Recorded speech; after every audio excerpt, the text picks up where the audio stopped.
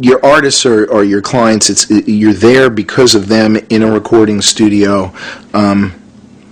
They have to control, at the end of the day, how you're working, the nature of the process.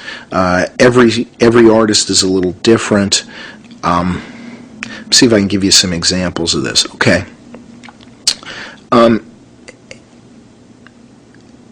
When I was an assistant engineer working on the Ohio Players records, I remember one day Sugar, who was the lead singer and guitar player and one of the main songwriters of the band, asking me to get his guitar. And I said, sure, what case is it in? And he looked at me, he waited about 3 beats, and he goes, I don't know, I've never seen the case. And right then I knew, okay, I'm in a different kind of group here. I got it. And it was one of my first introductions to artists who were going to choose to behave like stars. Cool. Learned my lesson. We moved on and got to work with them. They were great people and terribly talented, but they were stars. We had Michael Jackson in our studios in Chicago doing a record that R. Kelly produced a number of years ago. I want to say 8 or 10 years ago. Michael at the time was, of course, one of the biggest stars in the history of the music business.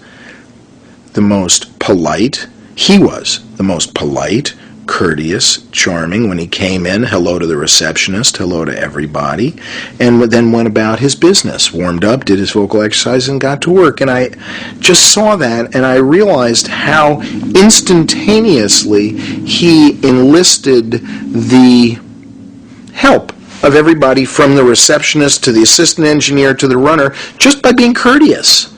And so everybody's different.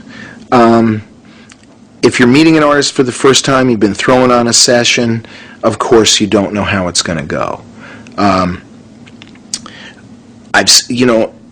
Some sessions where it's a single artist are different from bands.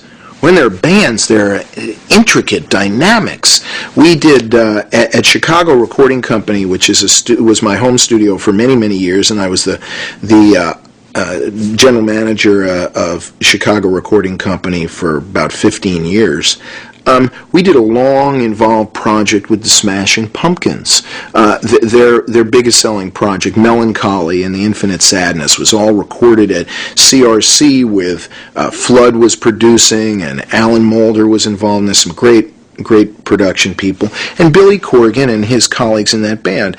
And it was a brilliant band at the height of their powers, but there were a lot of dynamics in the band. I mean, when you're in a band, you're married to 4 other people, you're married to 5 other people. It couldn't be more complicated. And if you're part of the production team, you have to kind of stay on the sidelines of that. You have to be very aware that that band was a band before they showed up at the studio. They're going to be a band when they leave. You have to help them, but you really can't allow yourself to be drawn into the marriage. You're not part of the band. And at that moment, it was a band, like all bands I see, where they are a family, and they may fight, and they may love, and they may hug, and they may yell, but we have to stay on the sidelines. We can't referee that stuff.